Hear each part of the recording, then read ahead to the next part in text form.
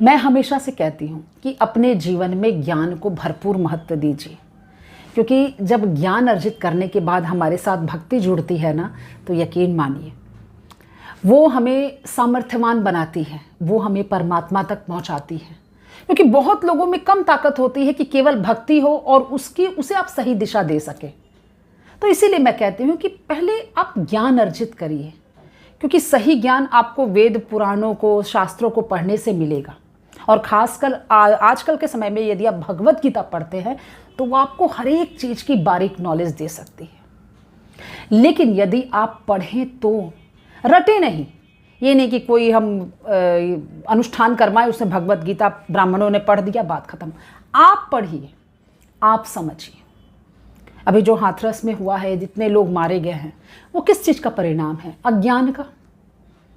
क्योंकि कहीं शास्त्रों में नहीं लिखा है कि जान ख़त्म कर दीजिए, अपनी ज़िंदगी को ख़त्म कर दीजिए और भीड़ का हिस्सा बन जाइए, भले आप सूली पे चढ़ जाएं। ऐसा कहीं नहीं लिखा है। मनुष्य का अज्ञान ही ये सब करवाता है। सबसे पहले तो लोग सत्संग का मतलब नहीं समझते। सत्य का संग, सत्य का संग। तो वो कब आप सत्य का संग लेंगे? जब आप सत्य की परिभाषा को जानेंगे कि आखिर सत्य है क्या। आप जानते ही नहीं हैं और आप चले हैं सत्य का संग लेने। ये पॉसिबल है? नहीं। आपको मैं एक उदाहरण दे रही हूँ और ये उदाहरण सही है। एक मंदिर है जहाँ पे एक बहुत हरा भरा सा वृक्ष था और उसमें एक होड़ लगी, क्योंकि आजकल पंडित लोग हमेशा एक टोटका बता देते हैं। तो किसी ने एक टोटका बता दिया कि उस वृक्ष के नीचे एक दिया जला के रखो और आप धनवान हो जाओगे, आपकी सभी मनोकामनाएं पूर्ण होंगी। और 1 महीने के अंदर, 1-1.5 महीने के अंदर वो पेड़ मुरझा गया। ये सत्य घटना है। मैं नाम नहीं लूँगी मंदिर का, लेकिन ये सत्य घटना है। ये क्या है? अज्ञान ही तो है ना। जरा सोचिए, आप एक हरे भरे पेड़ को आप मृत्यु तक पहुंचा दे रहे हैं। क्या इसकी भरपाई आपको नहीं करनी पड़ेगी? अगर ज्ञान होता तो क्या आप किसी की जान लेते? ज्ञान होता तो क्या किसी के पास आप आग जला के रखते कि वो खत्म ही हो जाए? एकमात्र अज्ञान है। अरे आपके पास धन आएगा, सुख आएगा, वैभव, ऐश्वर्य, सब कुछ आएगा, लेकिन आपके कर्म, आपकी नियति, आपने जो कर्मकांड कर रहे हैं, जो किए हैं, जो नियत रखे हैं, उसके जरिए ना आएगी कि केवल पेड़ के सामने दिया जलाने से आ जाएगी।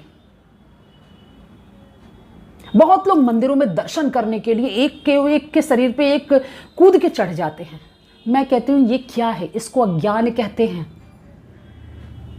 अगर भगवान को मात्र देखने से ही आपकी सदगति बन जाती, भावना कुछ नहीं है, अगर ऐसा है कि बस दर्शन कर लो, बस आप एकदम सीधे स्वर्ग को प्राप्त हो जाएंगे, तो मंदिर के सामने वो जो भिखारी है, जो दिन भर याचना करते हैं, वो मंदिर के सामने ही बैठे रहते हैं।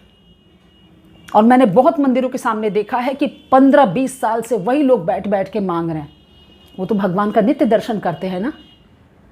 उससे कुछ नहीं होता है। आपके भाव, आपके विचार, आप किस भाव से वहां बैठे हैं, किस भाव से मंदिर में जा रहे हैं, किस कामना से जा रहे हैं, ये बहुत मायने रखता है। मेरे मन में है कि सामने वाला खड़ा है, उसको मैं धक्का दे के आगे बढ़ जाऊं, तो क्या इससे मेरा विकास होगा? कभी नहीं होगा। मैं सबको लेके आगे चलूं, किसी को तकलीफ ना पहुंचाऊं अपने बर्ताव से, तब मैं आगे होंगी। कि आप मंदिर में जा रहे, किसी को धक्का मार दिए, किसी का दिया बुझा दिए, अपने दिए को रखने के लिए किसी का दिया फेंक दिए।